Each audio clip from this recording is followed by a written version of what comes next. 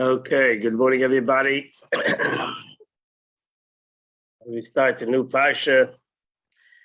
We come closer to the end of the year, and we come closer to finishing the book of Devarim, and we come closer to finish the 5 books of Torah. Mid Shem, start the new year, and we start again all the way from the Bereshis again. We're holding now in chapter 26. Verse number 1 in the Chumash. Parshas Kisavai. V'haya Kisavai alaretz. Come a time that you'll come to the land. Asher Hashem alekecha nesen lecha nachla, which God is going to give to you as an inheritance. V'yirishta v'yashafta ba, and you will inherit it. V'yashavta, and you will possess it and settle in it. So Rashi says, Magid, Magid is come to teach us Shaloin is Chayib Bikurim, that they were not obligated in the mitzvah of Bikurim ad shakofshur sa'aretz v'chulku, until they captured the land, they conquered the land, and they divided the land of Eretz Yisrael to the Shvatim, which took ultimately 14 years for the Jewish people to do that. Took them 14 years. Verse number 2, and after that, you're going to take from the first fruits of your land, which you're going to be from your land, which God is giving to you. Samta batena, and you're going to put it into a basket. You're going to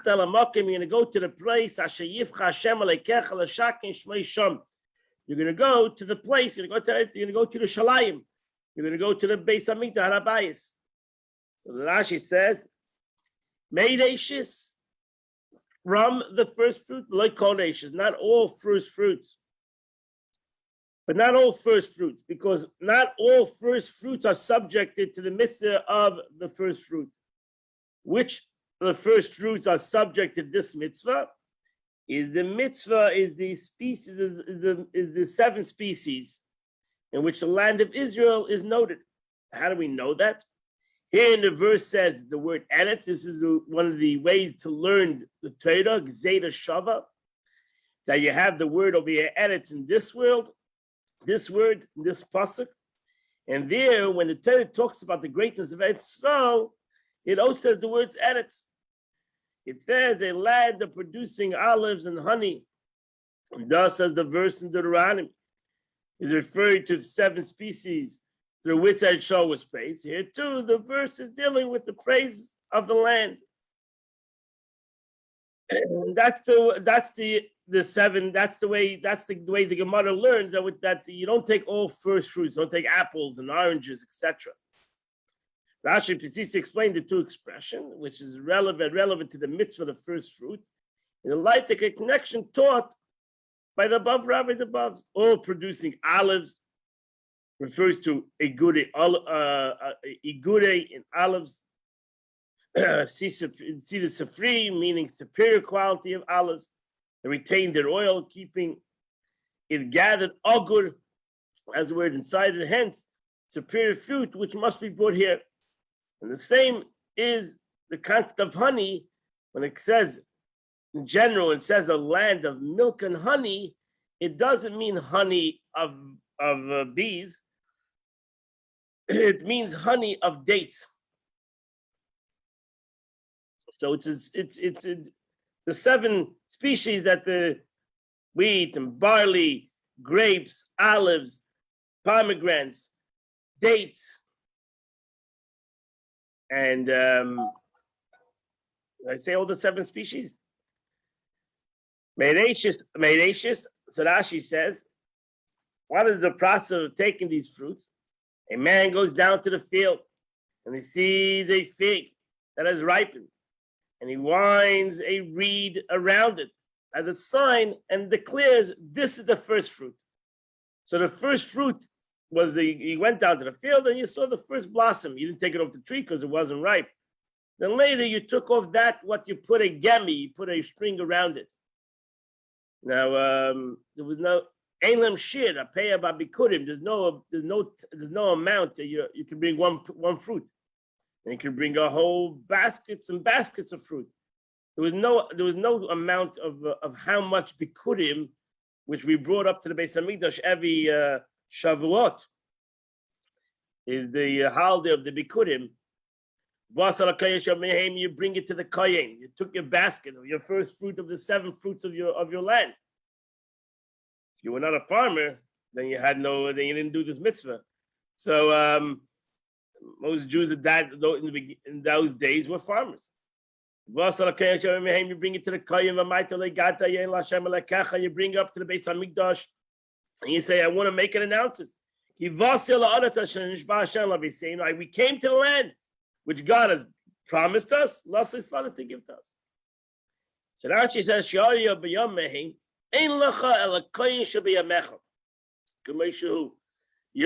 the kohen who's in your time. You can't say, like in last week's portion, that I'm only going to go to the kohen. Oh, if he was like Aaron, not kohen. I don't like the kohen in today's generation. You have to bring it to the kohen of that generation. And you would tell them, I'm not ungrateful. It's a very important thing not to be ungrateful. Don't take things for granted. Be grateful that what God has given to you. You got it, Yom. So now she says, it says in a singular, Hayoim, because the mitzvah of Bikurim was only one time a year, not twice, not 3 times, and you only did the mitzvah once a year, which was I said, in the holiday of Shavuos. Verse number 4. And the kohen will take the basket from your hand, and he puts it before the mizbeach. Rashi says in order to wave it. How so? The kohen places his hand under the basket beneath the level of the owner's hand, so the owner is still holding it. The kohen would put his hand underneath where the owner is not holding it, on a different place of the basket, and which was grasping the basket on top by its rim. And in this position, they wave it together. They do hanafa. They wave the basket. Verse number 5. And you're going to make, and you'll call out. You have to say it loud. Before God, your God, Arami David, and Arameans sought to destroy my father. I went down to Egypt. And I lived there. And I went down to Egypt and sojourned there in a small number of people. And then I ultimately came a great and mighty and numerous nation. Now she says, Vanisa Vamarta, usually meaning to respond, but you're not responding here to anybody. However, in the context, the word denotes raising of the voice. That you had to lift up your voice. You didn't say this in a whisper. The declarer mentions here the kind of deeds of the God by stating the Aramanites sought to destroy my forefather. Who is the Aramanite? This is Laban, who pursued Jacob, sought to uproot, annihilate all the Jews, and since he was intended to do so, and present considered it as though he actually had done it. For regarding the pagan nations of the world, the Holy One, blessed be, considers their mere intention of evil deeds as being equivalent to the actual perpetration of the deed itself. So, because Lavan wanted to destroy Jacob, but he didn't do nothing ultimately. God threatened him not to touch Jacob, not even talk to him. So why are we saying that he wanted to destroy us? Because the machshava ra by a pagan is as if he's done it.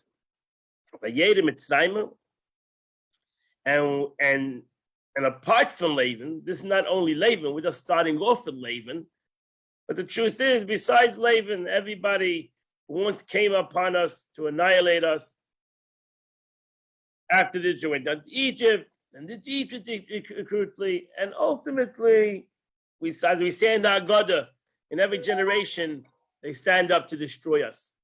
In the same Ma'ab, Yeshiva Nefesh, in a small number, 70 with 70 people. And we came down to Egypt, and the Egyptians were cruel to us.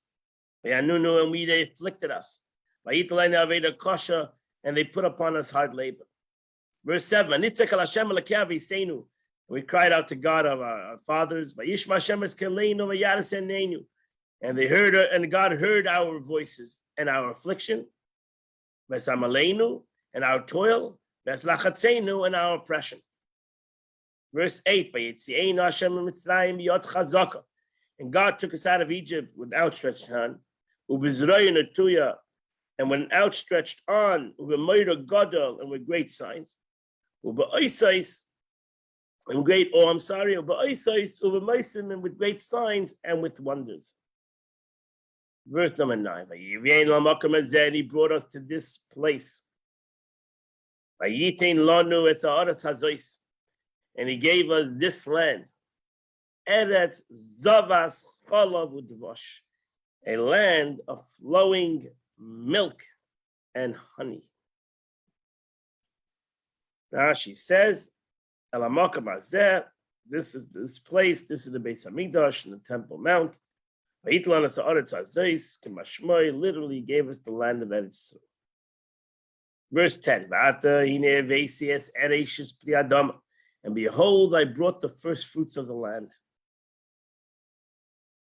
which God has given to me. And I brought it, I laid it before God.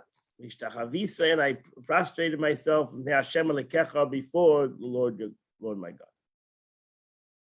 She says, I shall lay it. The repetition expression here, teaches us that there's two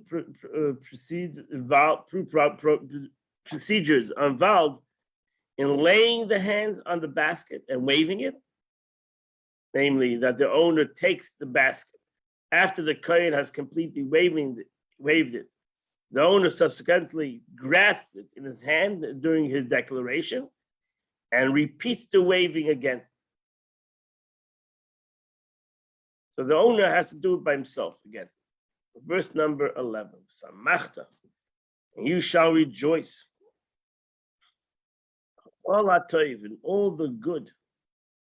Hashem nasan lacha, Hashem, which God has given to you. God, Alakecha, God, your God, Uvesecha, to your home. Ata you, Valevi, and the Levi, Vaged, and the stranger, Hashem Bekebecha, which is amongst you. So that's Samachta.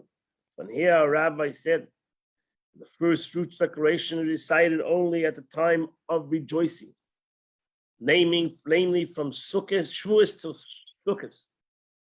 But then a person gathers his grain, fruits, wines, and olives over which he rejoices.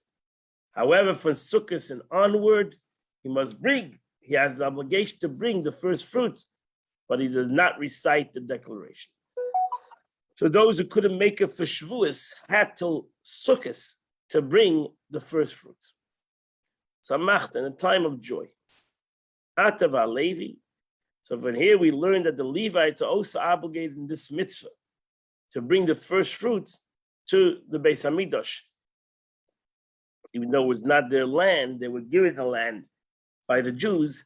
But if they planted the land that was given to them by the Jewish people, they had to bring the bikurim. Bagir, this comes to teach us that even a convert needs to bring bikurim. He brings bikurim, but he cannot make the speech because his fathers was not in Egypt. So the drasha would not make sense to the convert. He brings his first fruits. He does not recite the declaration since he cannot say to our fathers, I come to the land which the Lord swore to our fathers and give us. He can't say that because he is a convert and he doesn't say the declaration, but he does the mitzvah. And that completes the chumash of the day. In the Tanya of the day, and we are holding in the middle of the 13th letter of the Alter Rebbe, and you get a HaKodesh. The Rebbe is explaining the concept of Midesh Shalakadosh Baruch Hu. The way God created the attributes, two main attributes is Chesed and Gevura. And ultimately, the way they transmit themselves and the way they express themselves in a human being, we all have Chesed and Gevura. So the Alter Rebbe says, even though that the Gemara says there are two kinds of people, there are those that are more Chesed and more Gevura, and he gives the analogy of Beis Shammai and Beis Hillel. That Beis Shammai was more Gevura, the Gemara says, and Beis Hillel was more Chesed. Nevertheless, Beis Hillel had Gevura, and Beis Shammai had Chesed. And they used out the Gevura and Chesed equally. As we see that sometimes Beis Hillel was more Machmer, and many times Beis Shammai was more Maker. It's just the question, well, what was more relevant for them? What was more outwardly revealed by them? But ultimately, they each had Gevura and Chesed, because everything in the way the Eibishter made the system, not only the way the Eibishter made the system in this world, but everything is the way God made the system in the above. It's made that the Chesed and Gevura should become one in the other. They should both work with one another, and there should be Chesed should be Gevura, and there should be Gevura should be Chesed. That means kindness and severity and kindness, and they're both equally involved in the situation. And then you have a perfect situation. That's why the beautiful Gemara, you have an argument of Beis Shammai and Beis Hillel, but you come to a conclusion. And you come to that both of them do the same thing. So when Beis Shammai and Beis Hillel argued, when they came to a conclusion, which meant they brought a concept of unity between Chesed and Gevura, both Beis Shammai and both Beis Hillel did the exact same thing. So now after that, it goes back to the beginning of his letter. This is the meaning what David HaMelech said in Tehillim. He says, "Ma rav tufcha," how abundant is your goodness, which you have hidden away for those who fear you. It's a continuation of the pasuk. How abundant is your goodness, which you have hidden away for those who fear you. How do you put the two together? That is to say that the attribute of goodness and chesed, it's in a hidden, concealed way. All those within those whose soul is rooted in Gevura. You hid it in those who fear you. But it's as strong as those who have chesed. Who are referred to those who fear you. Kemidas Beis Shammai, as the attribute, the trait of Beis Shammai. Though this is concealed and hidden goodness beneath a dominant surface of Gevura. So Beis Shammai, seemingly the dominant force was Gevura, but he still had Rav Chesed. He still had the attribute of Chesed within him. And it was not just Chesed, it was Rav Chesed. It was an abundance of kindness. That's why you see the concept in Beis Shammai. In Beis Shammai, it says also, the Beis Shammai is the one who says, receive everybody in a beautiful countenance face. Kavas kala adam b'seiv upon him yafis. Every time you learn that part of Pirkei Avos, it says Beis Shammai, Beis Hillel should have said, receive everybody in a happy face. Beis Shammai is Gevura. Should have said, receive everybody in a stern face. Make sure he knows that the fear of God is within you.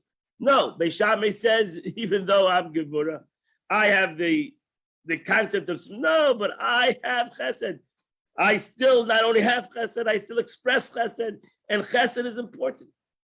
And therefore, receive everybody with a wonderful face.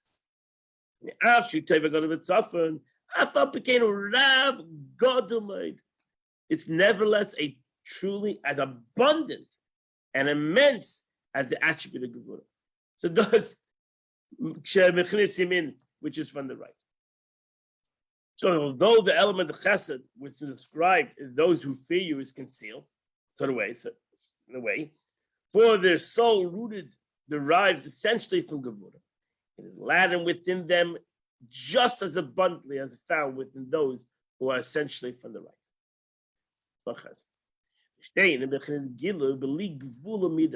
And moreover, both degrees of chesed, which is dominant in the soul deriving from the right, as well as incorporate the soul deriving from the left, are manifest within the limit, measure, or dimension. Limit, without limit, without limit, measure, or dimension. It's unraf chesed. That's the cost of mar raf tufcha. This is the meaning of the phrase. How abundant is your goodness. It means that you're without limitation. Whether it's the goodness in which you have hidden away for those who fear you, or whether it's which you have wrought for those who trust in you. Referring to the trusting ones, which come from the right. A person trusts his beloved friend to act in his best interest.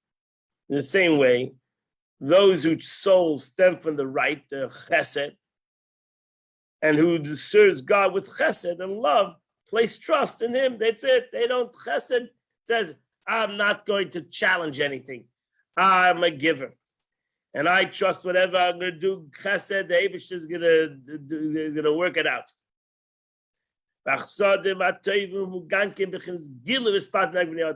And whose kindness and goodness are also in a state of manifestation and expansion before the sight of men. By no means of state of contraction and concealment. That's a person who's chesed, who shows chesed in an open way. So we now can understand why the verse begins with the hidden away for those who fear you, and concludes with a manifest form before man. The verse is alluding to the two forms of chesed, in its concealed state, as possessed by the ones who fear you, and its revealed state, that's possessed by the ones who trust you. The reason the verse says for those who fear you, which would seem to imply the chesed from above is granted to them as a reward, not in those who fear you, but for those. It is that whatever is in a state of concealment with any soul, it is not vested, it's subconscious. That's the difference between conscious and subconscious. It's not vested within the body, in the individual mind and heart, for they are incapable to receive it. That it's an encompassing the individual from above, so to speak. We shun from this subconscious. It's from there radiates to his mind, and to his heart, for those times that he needs to have it. To awaken this attribute. That should come down. So he has to, so a person that is more in the aspect of Yira, he has the chesed, but it's in the subconscious, and he has to sometimes dip into the subconscious to bring it out. To ultimately bring it down. So therefore, it's not there constantly. Therefore it says to those who fear you. It's not in him. It's not in a conscious way. So a person who's chesed, he's more to the attribute of chesed, then he's in a conscious way chesed. The problem by him is his yira is in the subconscious. And he has to dip into his yira to awaken up fear. But a person who like Beis Shammai, who he had the concept of his neshama was the aspect of yira, so he had also chesed. But he had to dip into it himself. He had to go above himself to the subconscious, so to say, to dip into the subconscious and to bring about and bring into himself the aspect of chesed. So, for example, he writes over here, a person who's charitable. Charitable contributions are customarily limited. will have to reveal to himself the concealed infinite attribute of chesed. So a person is basically that's the way he is. Everything is he goes according, as we mentioned before, he goes according to the law. He has a budget. He's very budgeted. So now you're asking him to be unbudgeted, to go above his budget. He has to go deep. It's not so easy for him to go above his the way he is. He's very budgeted. And now he doesn't have any in his budget, he has tzedakah, and it's part of his budget. Now you tell him, I want you to go deeper than that. I want you to give tzedakah unbudgeted. It's very difficult for that person. But to say that he doesn't have the capability, everybody has the capability. Because that, he gets to dip into his subconscious, so to say, and bring out the capability to go above your budget. And then you have those who are easily unbudgeted. You have no budget to begin with.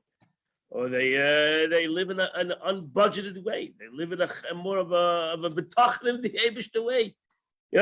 We trust in God. Don't worry about the budget. It's going to work out. So they don't have to bring out this concept to go above their budget. They're above budget to begin with. So that's the difference. But everybody ultimately will find the space. So that's why, which is prompted to give tzedakah unstingently. King David therefore says, where's the abundance of goodness of the house of Israel, both that which is hidden and that which is manifest, is, so to speak, without limited measure. So therefore, David HaMelech says, that even the budgeted guy shouldn't think that his chesed is budgeted. No, he's budgeted because of his yida. Because of his gevura, he's budgeted. But not that he's budgeted really for his chesed. He's unlimited chesed, like the guy who consciously has unlimited chesed. Both of them have unlimited chesed. One is just in a revealed way, and one, his unlimited chesed, is in a concealed way. And therefore, he just has to tap into it. But he has an unlimited capability of chesed, so he's really not that he thinks he's so budgeted, and or people think that he's stingy, etc., is not true. But the Eibishter gave him the capacity of chesed, like the person who is unlimited chesed. Without limit of and ultimately to the category, to the soul vested in the body. So the finite creature is by definition limited. However, it may be termed infinite in relation to the soul vested in the body.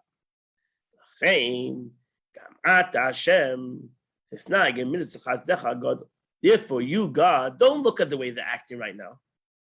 Don't look at the Jew the way he's acting right now in his body. He might be very limited. He might be very stingy. Don't look at him that way. You look at him for his neshama. You look at him for his essence, and his essence, he's unlimited chesed.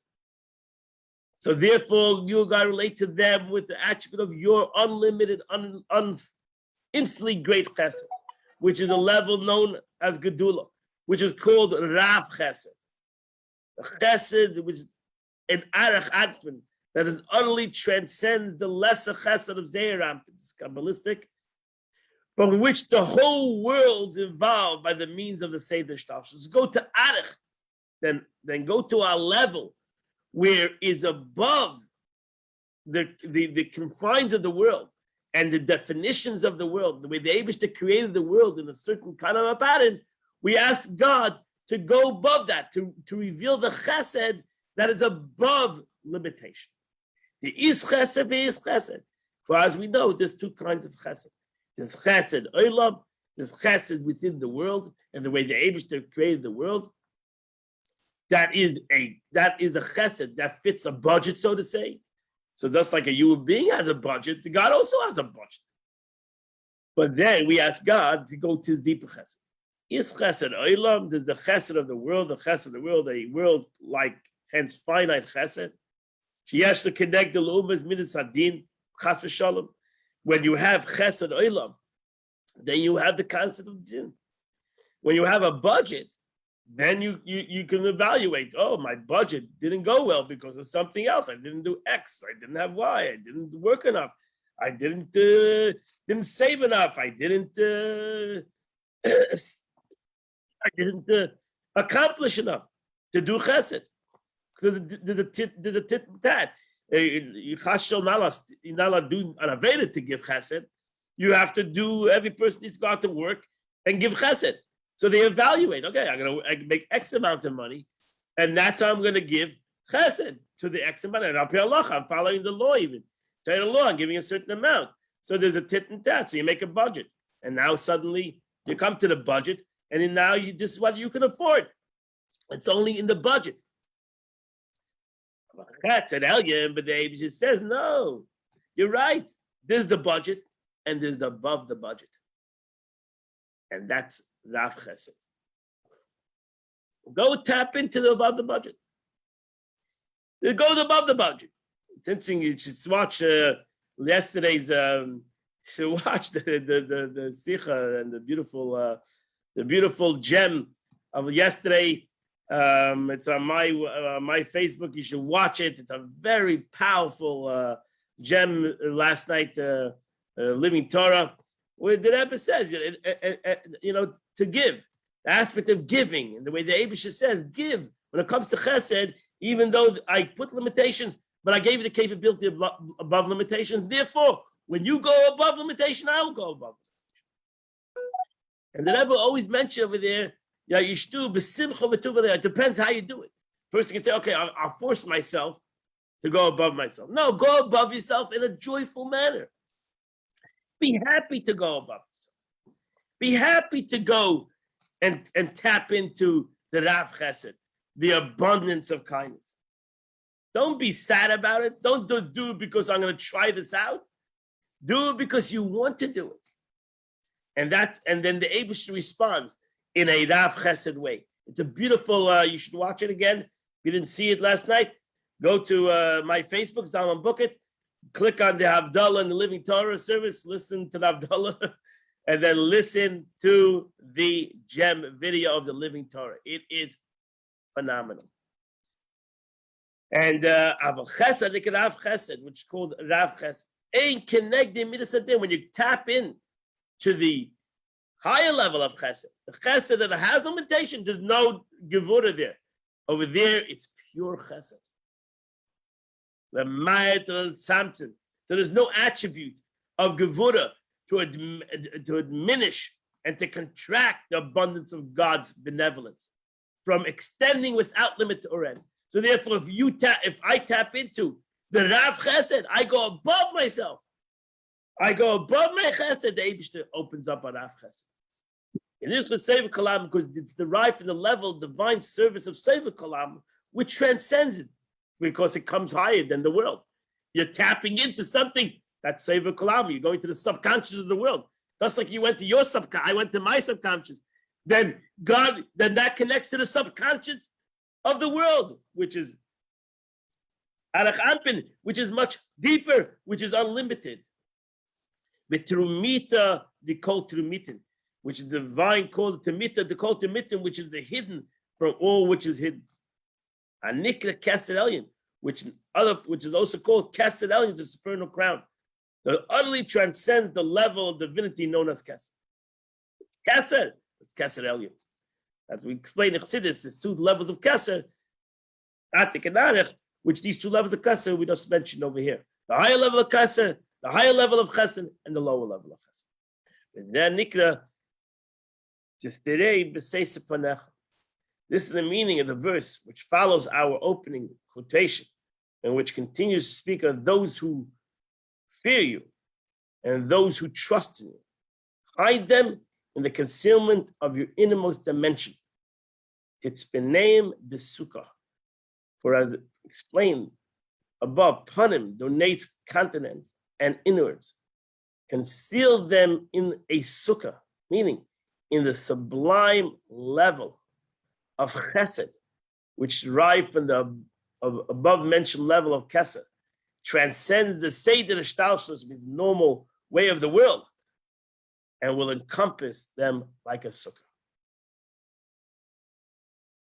supplement by the Rebbe, our Rebbe supplements something to the Tanya over here. He says the thrust of the above letter, in which was delivered by an emissary who was to collect contributions for charity, is that even those who serve God by the means of the soul root on the left, even if, like Beis Shammai, they are totally righteous individuals who need not to give tzedakah for the sake of atonement, because they are totally God-fearing people who are not, for we are not complete, as explained above in the Geret HaKodesh, right? Nevertheless, they are complete, these Jews. Nevertheless, they too possess an abundant and immense degree of chesed at those times which are required. Moreover, it results in actual deeds. This is explicit, concluding passage of the letter, which was not printed by the rabbis. Long may they live, sons of the illustrious author of blessed memory, whose soul is in Gan Eden, and which reads as follows. After the above words, to the depths, nafshi b'sheilosi. It's a very powerful expression of the Alter Rebbe. The depths of my soul I seek. Le'oire rav tov hagonas v'atzofen, the lev b'chol anshe shleim. To rouse the infinite abundance of benevolence that is concealed in the hearts of every individual in the Chassidic brotherhood. I'm begging to reveal the hidden goodness, to heal it from what's concealed to the revealed. Love the Maisa, to bring it out into action. Lemailis Yodem Balavai, so that they will fill your hands unto God. Biyod Melei Rechava, by giving charity with full and open hand. Alidei Tzir Nemam, through a trusted barrier of this message. Maser v'kosav zeh, and what is written above in the letter should be suffice for those who declare. I'm not spelling it out, for it's not necessary. With Maven, and the above will be suffice. Hakol divrei oyev nafsho. These are the words of one who loves you with all his soul. Teira shleimim, and one who seeks your welfare with heartful, melev v'nefesh chafetza, with heartful and soulful longing. And the Alter Rebbe ends his letter. This is not many times where we have the Alter Rebbe's ending of his name and letting it understand. Zalman ben Ladene Avi Meri V'Rabi. Zalman, that was named the son of my master, my father, my mentor. Give a beautiful,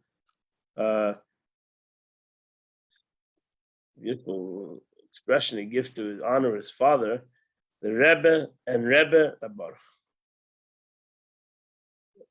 Rebbe adds above passage, it makes it clear that the foregoing teachings were intended to find particular expression. The giving of tzedakah enables us to understand the relevance here, the first part of this letter, which otherwise seemingly had begun, Wahine Kol Ish Yisrael, not every Jew needs to comply. So the Rebbe explains why the beginning of the letter sounds like the Alter Rebbe is talking in general, and he ends the letter as a particular to Chassidim, because the Alter Rebbe cared about every single Jew. Beautiful, beautiful letter of the Alter Rebbe. Beautiful, beautiful teaching of the Alter Rebbe today. Today is the 14th day of the month, which is chapter 72, 73, 74, 75, 76. So 72 to 76. And today is also chapter 40, 41, and 42. Chapter 40, 41, and 42. Rabbi, I have a question. Rabbi Baruch. What? Who's Rabbi Baruch? It was his father. Oh, okay. But he studied mostly under the Maggid of Medrash, right?